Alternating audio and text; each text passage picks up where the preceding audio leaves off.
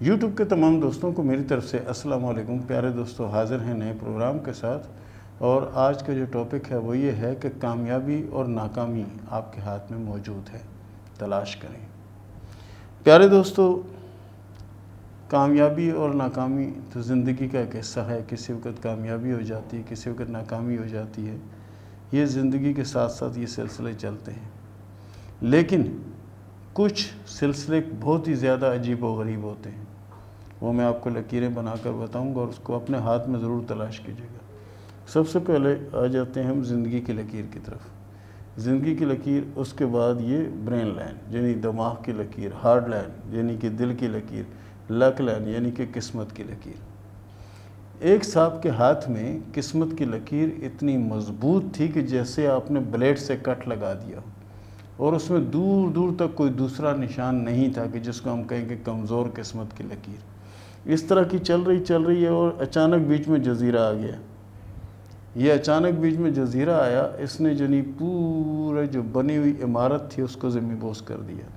اس کے بعد یہ دائرہ بنا کے پھر نکلے، اور پھر آگے جا کر اس نے ایک شاخ اس طرف لے گئی، اور دوسری شاخ وہ اس نے اس طرف گھما دی، اور یہاں پر جو لکیر یہاں سے اس طرف گئی ہے، یہ زول کو کاٹتی ہوئی زول کے ابھار کو کاٹتی ہوئی نکل گئی۔ یہ وہ لکیریں ہیں کہ یہ بندہ جو تھا شروع میں، یہ جس کام میں بھی ہاتھ ڈالتا تھا اس کو کامیابی ہوتی تھی، جس کام کے بارے میں سوچتا تھا اس میں اس کو کامیابی ہوتی تھی، جس کام کا ارادہ کرتا تھا اس میں یہ کامیاب ہوتا تھا، اور قدم قدم پہ کامیابی اس کے پیچھے ایسے آ رہی تھی کہ جیسے آپ روزانہ گھر میں جھاڑو لگاتے ہیں، اس کے بعد پھر کچرا ویسے ہی جمع ہو جاتا ہے، پھر جھاڑو لگاتے ہیں، پھر کچرا ہو جاتا ہے۔ جیسے کچرا وہ ضرورت سے زیادہ ہوتا ہے، حالانکہ کچھ بھی نہ ہو، پھر بھی اس کے باوجود مٹی صاف کرنا، یہ کرنا، وہ کرنا، گھر میں ضرور ایسا ہوتا۔ اسی طرح کچھ لوگوں کی قسمت میں دولت بھی ایسی ہوتی، کچھ بھی نہیں کرتے، سوئے رہتے ہیں، تو اچانک ان کو فون آتا ہے، جی فلانی جگہ یہ ہے، وہ ہے۔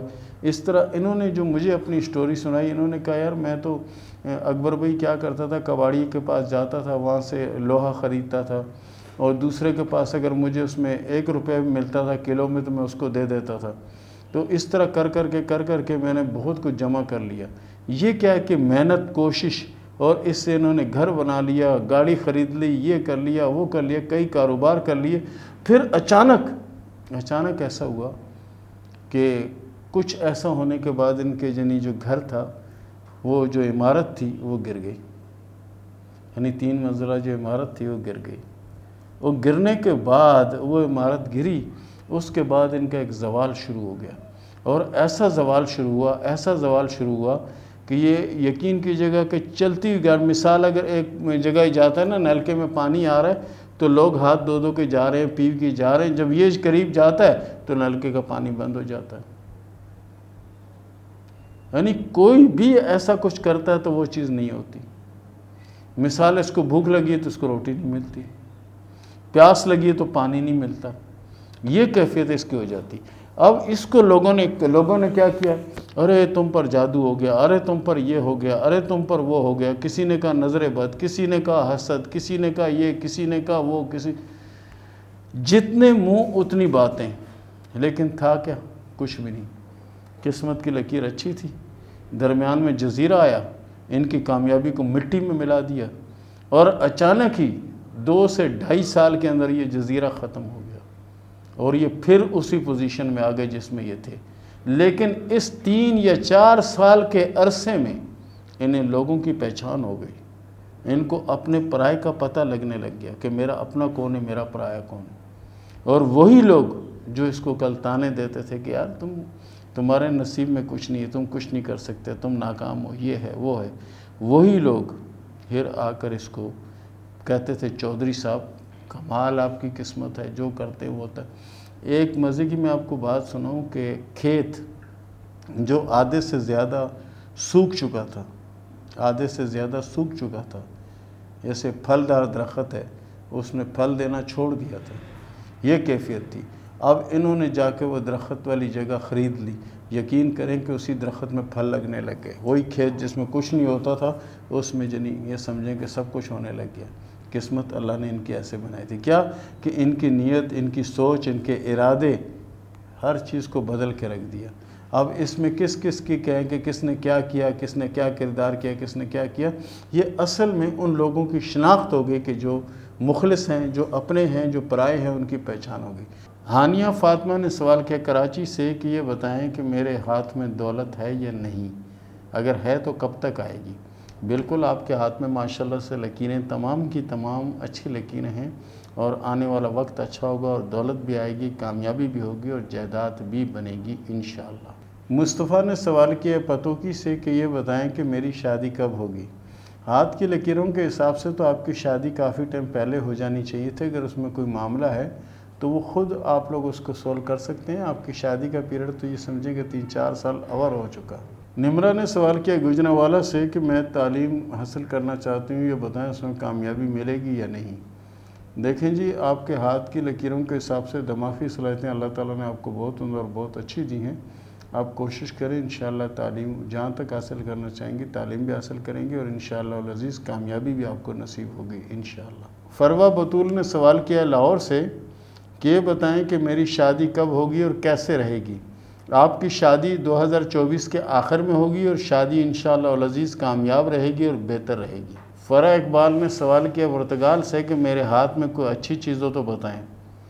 آپ کے ہاتھ میں کوئی ایک چیز اچھی ہو تو بتائیں۔ ساری کی ساری لکیریں اللہ کے فضل سے بہت اچھی ہیں، اور سب سے جو بہتر ہے وہ کامیابی کی لکیر اور شہرت کی لکیر بہت ہی زیادہ عمدہ اور بہت ہی زیادہ اچھی لکیر ہے، اور اسی سال کے آخر سے آپ اللہ کے فضل سے بہتر پوزیشن کی طرف جائیں گے، اور بہت زیادہ اچھے وقت میں داخل ہو جائیں گے انشاءاللہ۔ نگینہ نے سوال کیا ناروال سے کہ یہ بتائیں کہ میری ایک شادی ہوگی یا 2 شادیاں ہوں گی؟ موجودہ وقت میں تو آپ کے ہاتھ میں شادی کی صرف ایک لکیر ہے، اور اس کے حساب سے ایک شادی ہوگی، اور اللہ کے فضل سے زندگی بہتر گزرے گی انشاءاللہ۔ سائمہ نے سوال کیا راولپنڈی سے کہ میں باہر کنٹری جا سکتی ہوں یا نہیں؟ دیکھیں جی، آپ کے ہاتھ میں ٹریول جو ہیں وہ ایک نہیں ہے، 4 سے 5 ٹریول ہیں۔ آپ جا سکتی ہیں، اور وہاں کے کاروبار کرنا چاہیں یا رہنا چاہیں تو آپ رہ بھی سکتی ہیں، کیونکہ آپ کے ہاتھ میں 4 سے 5 لکیریں سفر کی موجود ہیں۔ محید اخلاق نے سوال کیا انڈیا سے کہ میری اور میری بیوی کی نہیں بنتی، یہ بتائیں کہ شادی چلے گی یا ٹوٹ جائے گی؟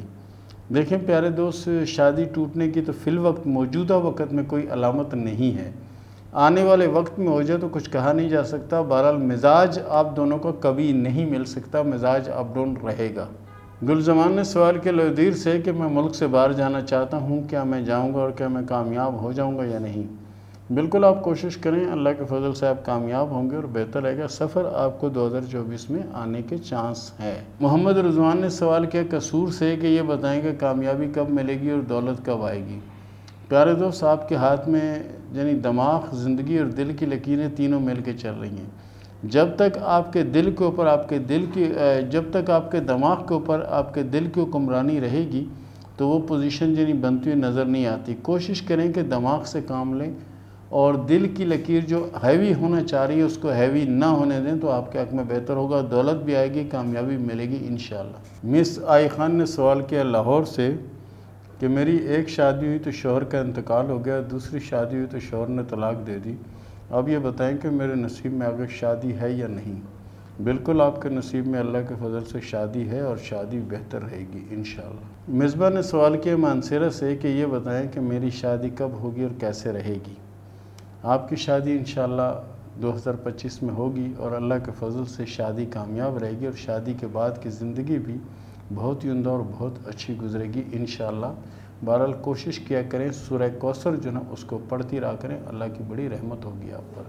تو پیارے دوستو، یہ تھا ہمارا آج کا ٹاپک، یہ تھا ہمارا آج کا پروگرام۔ ملتے ہیں اگلے پروگرام میں، تب تک کے لیے اجازت دیجیے، اللہ حافظ۔